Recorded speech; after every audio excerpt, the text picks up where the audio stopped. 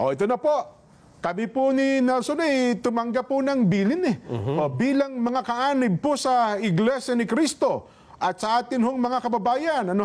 Dahil po dyan, mga kababayan at mga kapatid sa Iglesia, ang mga kapatid po sa Iglesia ay naghahanda, Nelson. Ulitin ko po ang mga kapatid po sa Iglesia ay naghahanda na magsagawa po ng rally.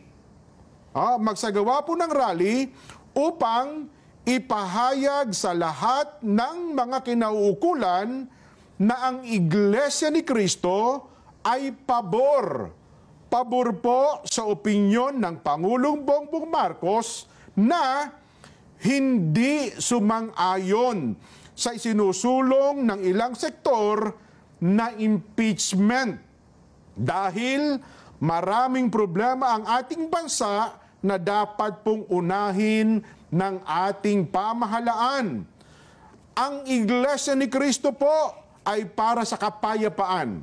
Ayaw namin, ayaw po natin sa anumang uri ng kaguluhan na manggagaling sa kanino mang panig.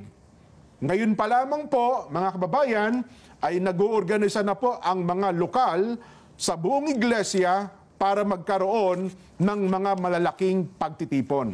Nelson, para ipakita po at ipahayag, ito pong binabanggit namin na pabor kami sa opinyon ng Pangulong Bongbong Marcos na no to impeachment. Dahil ang daming ang problema ng bansa, hindi ba? Ang dapat po nating unahin, ang problema ng bansa na mas malaki. Yes. Hindi po ang impeachment. At dapat maintindihan nyo rin na ito ay para sa kapayapaan.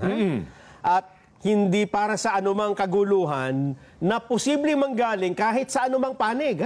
Tama. Dapat yun ang maintindihan natin. Wala tayong pinapanigan, kundi yung pagkakaisa at kapayapaan ng bansa. Well, opo.